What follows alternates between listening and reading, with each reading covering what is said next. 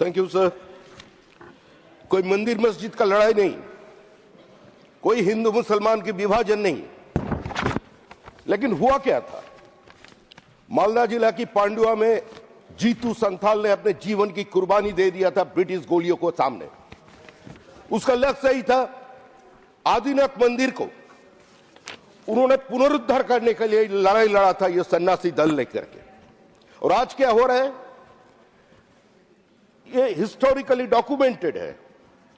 JD Beglar, एक मशहूर orientalist, J.H. Ravenshaw, the collector of Malda, from 1865 to 1867, they have documented the different evidences जो वो हिंदू मंदिर होने का दावा था। नहीं, तो आज nothing will go on. सारे आर्किटेक्चर एविडेंस को मिटा दिया जा रहा है। मैडम प्लीज, सबे बारात के दिन, सबे बारात के दिन कोई आदिनाथ टेम्पल का सामने आज पत्थर फेंका जा रहा है गणेश जी का मूर्ति का ऊपर। गणेश जी को मूर्ति को शैतान का कहने वाला है, बोल रहे शैतान की मूर्ति है, तुमको जन्नत मिलेगा। कितना दिन चल सकते हैं? हम इतिहास को मिटा नहीं सकते, हम हमारा धरोहर को छोड़ नहीं सकते, हम हमारा सांस्कृतिक बिरादर से मिटा नहीं सकते, लेकिन ये चल रहा है पश्चिम बंगाल पे। अभी बाबरी मस्जिद का नींव डालने वाला है उधर, और को आदिनाथ मस्जिद नहीं है, वो आदिनाथ की मंदिर है। इसका हिस्टोरिकल एविडेंस है, ये ऐसा का डॉक्यूमेंट है, और उसको करने देना चाहिए। That should be declared as a ticketed monument, उसका ऊपर स्टडी होना चाहिए। उस सारे हिंदू एडिफिट्स, लोटस, जोनीपीठ, शिवलिंग, लक्ष्मी माँ के हाथ, वो सबको मिटा रहे हैं, उसको बंद करना चाहिए। हमें सरकार की पास एक गुजारिश है जो उसको प्रोटेक्ट करना चाहिए। काटरा मस्जिद भी वही है, आदिनाथ टेम्पल भी वही है, ज्ञान पापी भी वही है, पूरा हिंदुस्तान की नजर मिटा घुमा रहे ये लोग। जो लोग आज प्रोटेस्ट कर रहे हैं, पश्चिम बंगाल में बाबरी मस्जिद का बनाने का घोषणा किया एसी का पार्टी का विधायक, और हम लोग हिंदुस्तान में होने नहीं देंगे। ये बाबर और राम की लड़ाई नहीं है, ये भारत की धरोहर को, शशांक को, उस लुटेरा सुल्तान सिकंदर शाह को जो अत्याचार था पूरा मालदा जिला का ऊपर, जो पंडुआ का ऊपर, और जीतू संथाल की बलिदान अब मिटा नहीं सकते, और बाबरी मस्जिद बनाने का हिम्मत भी कोई नहीं कर सकते। जो होना था, Anil Sukhdevrao Bonde, doctor Anil Sukhdevrao Bonde.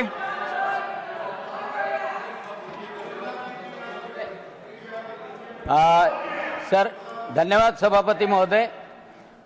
Indian medical parliamentary forum ने एक स्ट्रोक कॉन्फ्रेंस दिल्ली में ली थी, उसमें सभी न्यूरो फिजिशियन को बुलाया था। अब उन्होंने कुछ सजेशंस जो दिए मैं रखना चाहता हूँ। भारत में स्ट्रोक की वजह से बहुत सारी मॉर्बिडिटी, विकलांगता और मॉर्टेलिटी भी होती है। हार्ट केयर सेंटर बहुत ज़्यादा है, लेकिन हर डिस्ट्रिक्ट पे अच्छे क्वालिटी के स्ट्रोक केयर सेंटर निर्माण करने की आवश्यकता है। माननीय प्रधानमंत्री नरेंद्र जी मोदी, इनके द्वारा आयुष्मान भारत और आयुष्मान योजना में सभी वृद्ध लोगों को फ्री हेल्थ सुविधा मिलती है, लेकिन एक स्ट्रोक के लिए प्रिवेंशन के लिए भी काम NCDS के माध्यम से होता है, non communicable health diseases. Blood pressure पे कंट्रोल, डायबिटीज पे कंट्रोल, और कुछ हैबिट्स, स्मोकिंग, टोबैको कंजम्पशन, वो कंट्रोल में किए तो स्ट्रोक प्रिवेंशन हो सकता है। लेकिन स्ट्रोक में जो ब्लॉकेज के कारण होता है, थ्रोम्बोटिक स्ट्रोक, उसको इमीडिएटली अच्छे से सुविधा मिली, उसका ट्रांसपोर्टेशन, पेशेंट का transportation within hour 6 hours हुआ, तो वो क्लॉट डिजॉल्व करने का थ्रोम्बोलिसिस और थ्रोम्बोक्टोमी, ये सभी जगह पे अच्छे से हो सकता है, और उसके वजह से विकलांगता रोकी जा सकती है। सर, इस स्ट्रोक के वजह से, विकलांगता के वजह से सोशली और इकोनॉमिकली वो फैमिली डिस्टर्ब हो जाती है, और उसके वजह से ये स्ट्रोक रेडी हॉस्पिटल बढ़ाना और डिस्ट्रिक्ट लेवल पे डेडिकेटेड स्ट्रोक यूनिट्स करना बहुत जरूरी है। उसमें पब्लिक प्राइवेट पार्टनरशिप, टेलीमेडिसिन का इनिशिएटिव भी ले सकते हैं और जितने जल्दी से जल्दी पेशेंट को वहां तक पहुंचा सके तो उसको सुविधा अच्छी तरह से मिल सकती है। उसके बारे में जन जागरण करना वो भी बहुत ही महत्वपूर्ण है। न्यूरो फिजिशियन जो है, न्यूरोलॉजिस्ट जो है वो डिस्ट्रिक्ट लेवल पे, तालुका लेवल पे अवेलेबल नहीं होते, लेकिन टेलीमेडिसिन के माध्यम से उनकी सलाह अच्छी तरह से ले सकती है। तो स्ट्रोक का रेट जो भारत में ज्यादा है और उसके वजह से विकलांगता भी बढ़ती है और ओल्ड एज में सभी डिपेंडेंसी बढ़ती है, वह कंट्रोल करने के लिए अच्छे स्ट्रोक केयर सेंटर बनाए जाए, यह मैं रखता हूं। धन्यवाद सभापति महोदय। आपको धन्यवाद कि हम लोग का फोटो आया। श्री रविचंद्र वाडी Raju. I want to bring to the notice of this House two urgent issues that are affecting the daily lives of people in Hyderabad and Telangana. Sir, my BRS party leader KCR ji has done tremendous work in turning Hyderabad into a truly global city. Sir, the first issue is metro rail and urban transport delays. The Hyderabad Metro Phase 2 project is still not approved by the central government. Without this project, the airport corridor, IT corridor and fast-growing suburbs cannot be connected properly. Also, MMTS Phase 2 has been pending for many years and is still incomplete. Because of the delays, traffic congestion in Hyderabad is getting worse every day. People are spending hours in traffic, losing time, money and productivity. Sir, the second issue is the slowdown in the IT sector in Hyderabad.